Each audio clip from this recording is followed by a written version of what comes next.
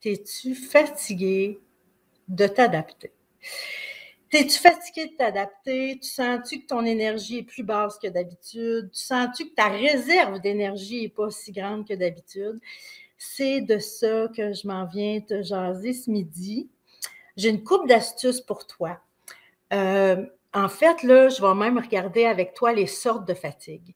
De quoi s'occuper précisément selon la couleur de ta fatigue. Fait que comment arriver à générer de l'énergie selon le type de fatigue que tu as. Je ne sais pas si tu as vu, mais sur le groupe, j'ai fait un sondage, je pense que c'est hier matin, je l'ai parti.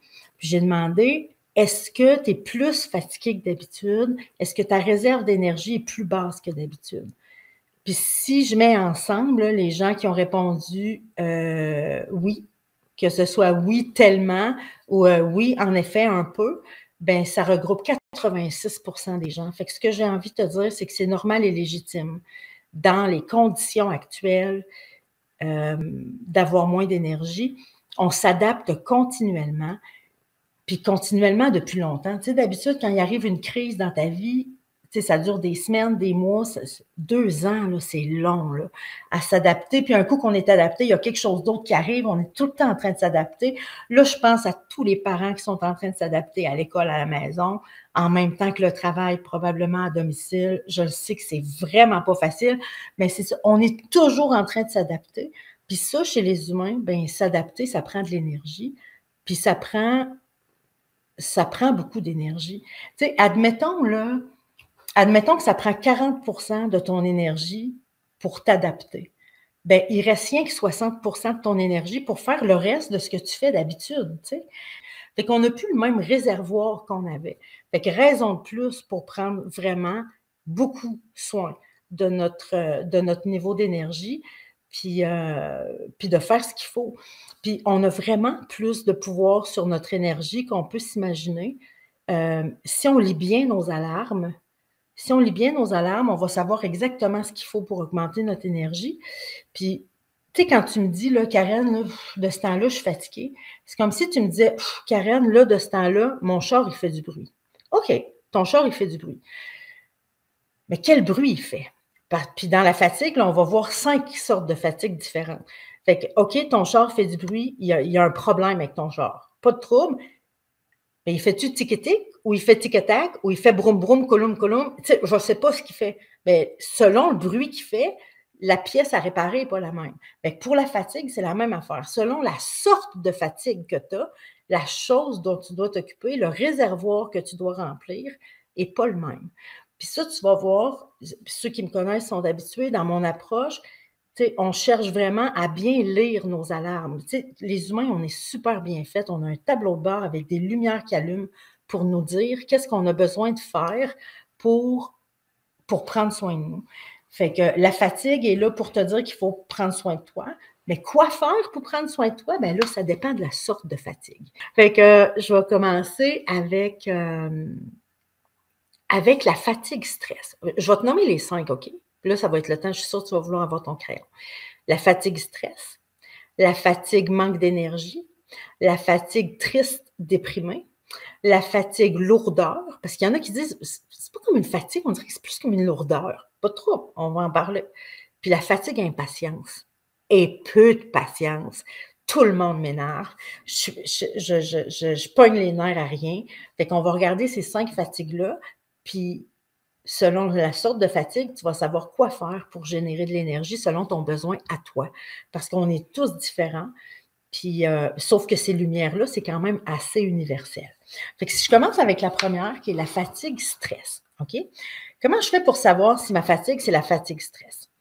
Bien, ça se peut que je fasse de l'insomnie, que j'ai de la misère à m'endormir. Des fois, j'arrive à m'endormir, mais je me réveille souvent la nuit. Je me sens plus anxieuse que d'habitude. Mes symptômes physiques de stress sont là. Tu sais, moi, je sais que mes symptômes de stress à moi, je ne peux plus manger trop épicé parce que je fais du reflux gastrique, je deviens hyper sensible à la caféine. Ça, c'est mes symptômes à moi de stress. Il y en a d'autres qui vont avoir de la misère à digérer, d'autres qui vont faire des boutons, d'autres qui vont faire une poussée d'eczéma, d'autres qui vont faire tes symptômes de stress à toi. Fait que si ces symptômes de stress-là sont allumés, Puis ça donne aussi, la fatigue stress, ça donne aussi une fatigue physique. Tu sais, si tu n'as pas l'habitude de faire des siestes, mais là, c'est rendu que tu as besoin de faire une sieste, ben c'est de ça que je te parle. Tu sais, que tu sens que physiquement, tu es fatigué, parce que sérieux, là, pour le corps, le stress, c'est excessivement exigeant, tu sais, de traiter l'adrénaline, le cortisol, toutes les hormones qui viennent avec ça. C'est très difficile. Fait que si tu te reconnais, je t'invite à me dire qui ici se reconnaît dans la fatigue stress. Si tu te reconnais dans la fatigue stress, comment tu peux faire pour établir ton équilibre? Ben là, je m'en viens avec le truc le plus simple que je connaisse, qui est le langue, épaule, bedon. Si tu ne connais pas, je t'en parle quelques minutes. Le langue, épaule, bedon, c'est... OK, je commence avec, bon, langue, épaule, bedon. Langue. Est-ce que ta langue est collée dans ton palais ou si ta langue est détendue dans le fond de ta bouche? Regarde là. Tu sais, c'est où ta langue? Es-tu dans ton palais ou dans le fond de ta bouche? Sache que quand ta langue est collée à ton palais, ça déclenche les hormones du stress. Ça continue d'envoyer à ton cerveau le message que tu es en danger. Fait que ça augmente le stress. Le seul fait de déposer la langue dans le fond de ta bouche va envoyer le message à ton cerveau que c'est OK. Présentement, là, au moment présent, tu es en sécurité. Ça diminue les hormones du stress et de l'anxiété. Fait que tu descends la langue de ton palais. Épaules. Est-ce que tes épaules sont tendues? Puis ça, si tu veux faire un langue, épaule, bedon, tu décolles ta langue, épaule, tu lèves tes épaules le plus que tu peux, puis tu les laisses tomber tout d'un coup pour dire à ton cerveau que tes épaules viennent de se détendre. Donc ça diminue les hormones du stress et de l'anxiété. Bedon, quand tu respires, est-ce que ton ventre bouge? Tu peux mettre simplement ta main au-dessus de ton nombril, puis quand tu respires, est-ce que ta main bouge? Fait que est-ce que ça bouge quand tu respires? Si ça ne bouge pas, rebouge-moi ça. Fait que tu mets ta main au-dessus de ton nombril, tu prends 3 respirations en poussant ton ventre vers l'extérieur, en poussant ton nombril vers l'extérieur. Et ça va envoyer le message à ton cerveau que tu es en sécurité, ça va diminuer les hormones du stress. Si présentement tu souffres de fatigue de stress, fais un langue, épaule, bedon 3-4 fois par jour. Je t'assure, 2-3. Je t'assure, si tu fais ça à partir de maintenant, 3-4 fois là, dans la journée, ben, tu vas voir que ce soir, tu vas déjà sentir une différence. Puis tu ne me crois pas sur parole, essaie-le. Puis ceux qui souffrent de fatigue de stress aussi, sachez que l'exercice physique, ça aide à évacuer du corps les hormones du stress et de l'anxiété. Fait que l'exercice physique et l'hydratation pour pouvoir évacuer du corps. Donc, exercice, langue, épaule, bedon, exercice, hydratation. Si c'est ça la fatigue que tu as, ça va faire une grande différence et quand même assez rapidement. Si tu as une fatigue de manque d'énergie, tu sais, le manque d'énergie psychique. Tu sais, tu dis, je suis fatiguée, mais on dirait que ce n'est pas physiquement que je suis fatiguée, on dirait que c'est psychologiquement que je suis fatiguée. Ça, j'appelle ça la fatigue manque d'énergie. Ce que tu as besoin, c'est de ressourcement. Comment on fait pour se ressourcer? Activité de plein air, activité artistique. Pour ceux qui ont écouté le bilan, j'ai mon piano qui s'en vient. Moi, c'est là que je m'en vais. Donc, activité de plein air, activité artistique, chanter, danser, jouer, avoir du plaisir. Fait que si ta fatigue, c'est la fatigue manque d'énergie psychique, c'est du ressourcement que ça te prend. Tu vas voir, mets-toi à te ressourcer plus, quelques jours, puis tu vas voir une différence. Troisième sorte de fatigue, la fatigue tristesse, fatigue déprime, fatigue perte d'intérêt. Tu réalises que tu es fatigué, mais c'est une fatigue qui goûte la tristesse, qui goûte la déprime, tu es fatigué, puis tu as moins envie de faire ce que tu aimes faire d'habitude. Bien, ce que tu as besoin, c'est de contact humain. Tu as besoin d'être en contact avec des humains. Moi, personnellement, faire les lives avec vous autres, ça vient répondre à ça. Je vais faire des messengers vidéo avec mes amis, puisque là, on peut moins se rassembler comme on pouvait. Fait que pendant cette période-là, notre taux d'ocytocine descend, qui est l'hormone du contact humain. Fait que si ta fatigue goûte la tristesse, Puis la déprime, ce que tu as besoin, c'est de contact humain. Puis là, si tu dis: «Ouais, mais Karen, là, pour moi, présentement, contact humain, c'est vraiment pas c'est vraiment pas facile». Il y a d'autres façons de répondre à ça. Il y a, puis je vais te parler de 2. Tantôt, j'avais Minouche qui est avec moi. Si tu as un animal de compagnie, passe plus de temps collé avec ton chien ou ton chat à le caresser, à échanger des caresses avec.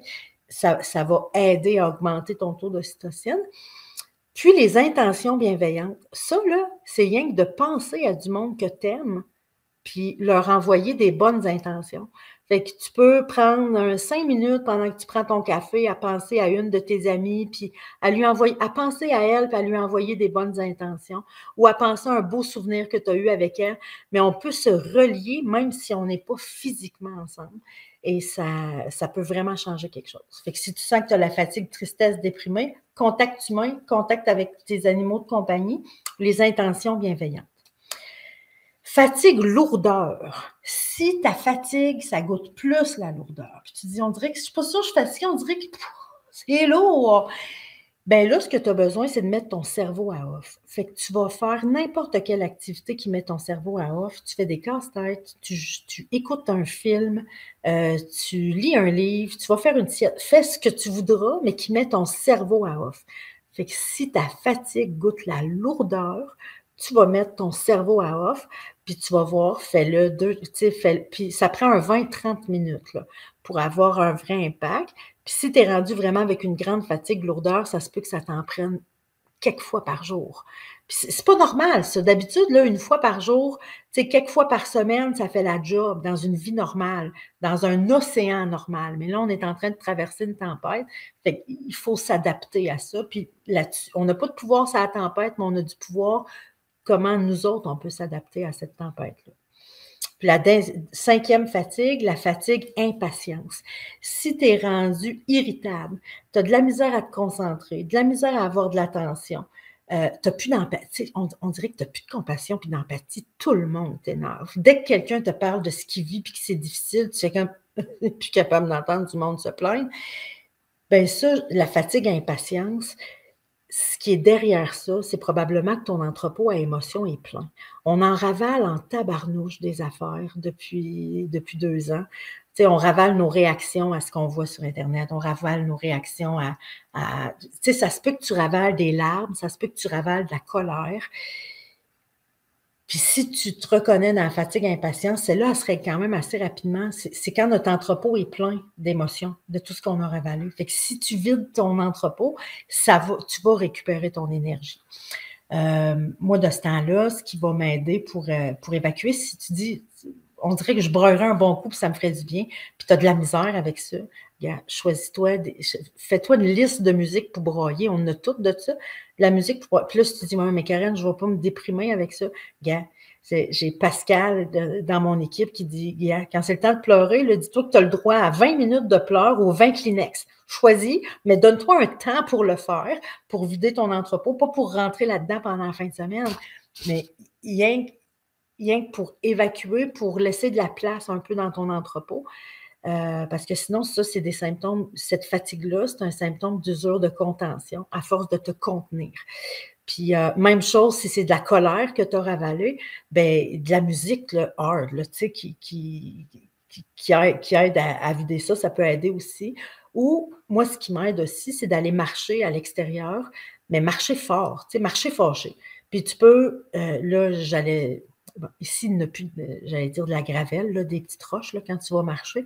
Donner des coups de pied pour faire envoler les roches quand tu marches, ça permet aussi physiquement d'évacuer un peu de la colère. Puis là, si tu es en train de parce que là, j'ai parlé des 5, là, hein? La fatigue stress, langue, épaule, bedon, la fatigue manque d'énergie, plein air, activité artistique, chanter, danser, jouer, s'amuser, la fatigue tristesse, déprime, contact humain, intention bienveillante, animaux de compagnie, fatigue lourdeur, tu mets ton cerveau à off, et fatigue impatience, tu vides ton entrepôt. Puis là, si tu es en train de te dire, mais Karen, on dirait que je les ai toutes. OK. Qu'est-ce que ça goûte le plus? Tu sais, si je te disais, je suis en train de manger quelque chose qui est sucré-salé, c'est-tu plus sucré ou plus salé? Laquelle ressort le plus? Puis ça se peut que tu aies besoin de t'occuper de tout. Ce serait normal présentement avec ce qu'on est en train de traverser. Puis je me dis, tu sais, je regardais ça, puis je me disais, tabarnouche, tu sais, aller marcher avec une amie, là. Admettons que je m'en vais marcher à l'extérieur avec une amie ou avec une collègue, si tu es au travail, puis tu as une collègue sympathique avec qui tu as envie d'aller marcher. Admettons que je m'en vais marcher avec une amie dehors. C'est bon pour la fatigue stress, parce que je fais de l'exercice physique. C'est bon pour la fatigue, manque d'énergie, parce que je suis en plein air. C'est bon pour la fatigue tristesse, parce que je suis en contact avec un autre humain. C'est bon pour la fatigue lourdeur. Si on met notre cerveau à off, on s'en va pas jaser de nos problèmes, on s'en va profiter de la nature. Puis, ça pourrait-tu être bon pour la fatigue impatience? Ben, si on pleure ensemble, si on jase ensemble pour évacuer un peu ce qu'on vit. Mais tu sais, je trouvais qu'aller marcher avec une amie, c'est comme l'activité la plus complète qu'il n'y a pas avec, pour répondre aux besoins de chacune des sortes de fatigue.